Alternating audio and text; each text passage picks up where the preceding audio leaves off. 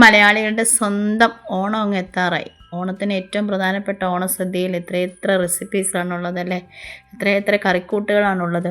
അതിൽ ഓരോ കറിക്കൂട്ടുകളും ഞാൻ ഓരോ ദിവസമായിട്ട് എൻ്റെ ചാനലിൽ അപ്ലോഡ് ചെയ്യുന്നുണ്ട്. കാണാത്തവരൊക്കെ ഒന്ന് പോയി കണ്ട് സപ്പോർട്ട് ചെയ്യണേ. അപ്പോൾ ഇന്ന് ഞാൻ പരിചയപ്പെടുത്തുന്ന എൻ്റെ 8ാമത്തെ ഓണവിഭവം പുളിശ്ശേരി അഥവാ കാളനാണേ. അപ്പോൾ ഇതുണ്ടാക്കിയാലോ. അപ്പോൾ ഇതിന് വേണ്ടിയിട്ട് ഒരു 1/2 കിലോ കുമ്പളങ്ങയാണ് ഞാൻ എടുത്തിരിക്കുന്നത്. പിന്നെ 3-4 പച്ചമുളക് നെടുകെ കീറിയത്, കുറച്ച് ഇഞ്ചി കൊത്തിയരിഞ്ഞത്, കുറച്ച് വെളുത്തുള്ളി കൊത്തിയരിഞ്ഞത്, ഇത്രയും വേണം. ഇനി നമുക്ക് കുമ്പളങ്ങ വേവിക്കണം. പെട്ടെന്ന് റെഡിയാക്കാൻ വേണ്ടി നമ്മളൊരു കുക്കറിലേക്ക് ഇട്ട് കൊടുത്തു. 1 ടീസ്പൂൺ മുളക് പൊടി, 1/4 ടീസ്പൂൺ മഞ്ഞൾപ്പൊടി, ആവശ്യത്തിനുള്ള ഉപ്പ്, ഇത്രയും ചേർത്ത് 1/2 ഗ്ലാസ് വെള്ളം കൂടി ഒഴിച്ചിട്ട് നന്നായിട്ടൊന്ന് ഇളക്കിയതിന് ശേഷം കുക്കർ അടച്ച് വെച്ച് 2 വിസിൽ വരുന്നത് വരെ വേവിച്ചെടുക്കണം.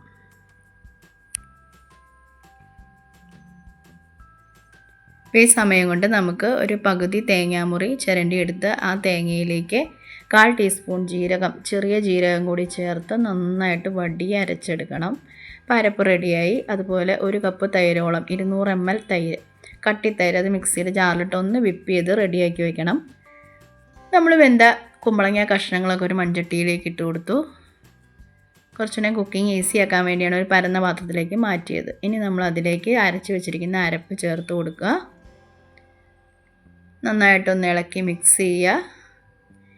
പിന്നെ ഇത് നന്നായിട്ട് തിളച്ച് ഈ തേങ്ങയുടെ പച്ചമണമൊക്കെ ഒന്ന് മാറി വരണം. 2-3 മിനിറ്റ് നേരം തിളപ്പിക്കുക. ഇപ്പോൾ തിളച്ച് ഏകദേശം ഒരു പരുവായി കഴിയുമ്പോൾ നമുക്ക് ഗ്യാസ് ഓഫ് ചെയ്യാം. ഗ്യാസ് ഓഫ് ചെയ്തിട്ടതിന് ശേഷം മാത്രം തളയൊക്കെ നിന്ന് കഴിയുമ്പോഴേ നമ്മുടെ തൈര് ചേർക്കാവുള്ളൂ. തൈര് ചേർക്കുമ്പോൾ കറി ഇളക്കി കൊടുക്കുക. നല്ല ചൂടോടെ ഗ്യാസ് ഓഫ് ചെയ്യുന്നതിന് മുമ്പ് നമ്മൾ തൈര് ചേർത്ത് കഴിഞ്ഞാൽ എന്തായാലും തൈര് പിരിഞ്ഞു പോകും. അതുകൊണ്ട് പ്രത്യേകം ശ്രദ്ധിക്കുക. മൺചട്ടി ആകുമ്പോൾ തന്നെ കൂടുതൽ ചൂടാണ്.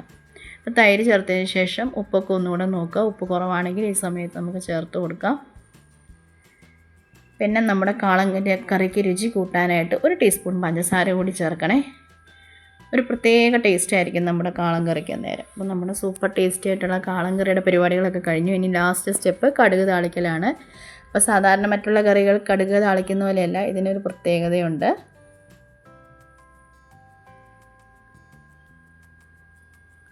അതിനുവേണ്ടി ഒരു ചട്ടി അടപ്പത്തോട്ട് വെച്ച് 1 ടീസ്പൂണോളം കടുകിട്ട് പൊട്ടി കഴിയുമ്പോൾ 1/4 ടീസ്പൂൺ ഉലുവ ഇട്ട് കൊടുക്കണം.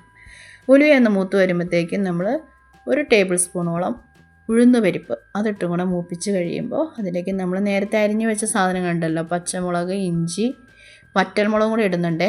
പിന്നെ വെളുത്തുള്ളി, കറിവേപ്പില, ഇത്രയും സാധനങ്ങളൂടെ ഇട്ട് നന്നായിട്ടൊന്ന് മൂത്തൊരു മണം വരാൻ തുടങ്ങും. ആ മണം വന്നു കഴിയുമ്പോൾ നമുക്ക് ഗ്യാസ് ഓഫ് ചെയ്തിട്ടിട്ട് ഒരു 1/4 ടീസ്പൂൺ മുളക് പൊടി ഇട്ട് കൊടുക്കും, ഒരു ചെറിയ കളർ കിട്ടാൻ വേണ്ടിയിട്ട്.